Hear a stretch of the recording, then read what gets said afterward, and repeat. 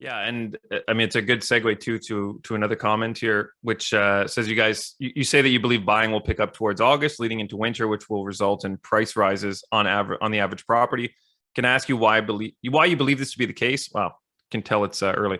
Can I ask you why you believe this to be the case? Oh my gosh, is this because you suppose the supply of active listings will level off as less buyers list their home due to seasonality, but the supply of buyers remains a constant? Assuming your prediction comes true, what property types do you think will see the highest rise in prices while taking into consideration rate hikes that may continue until years and before possibly pausing?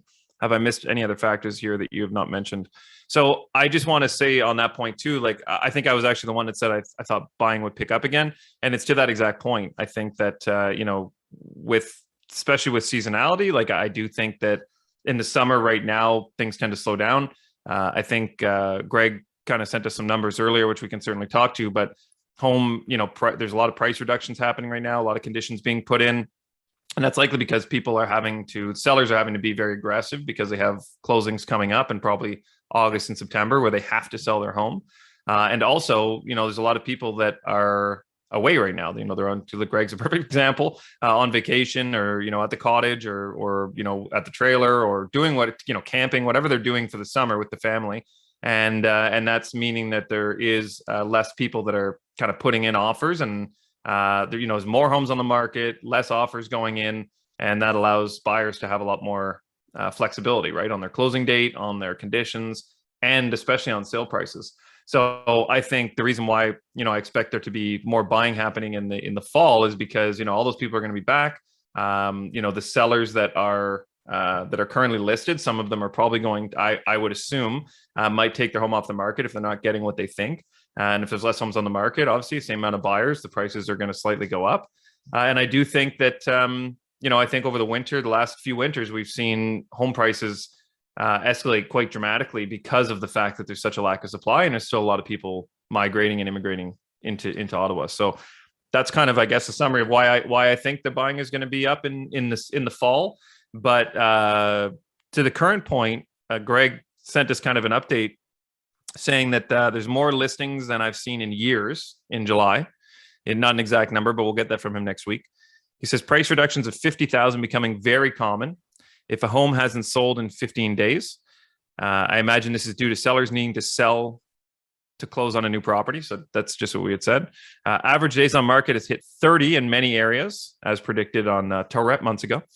List price to sales price ratio hitting 98% in multiple areas. Greg says he predicts it'll hit 95% within a few weeks.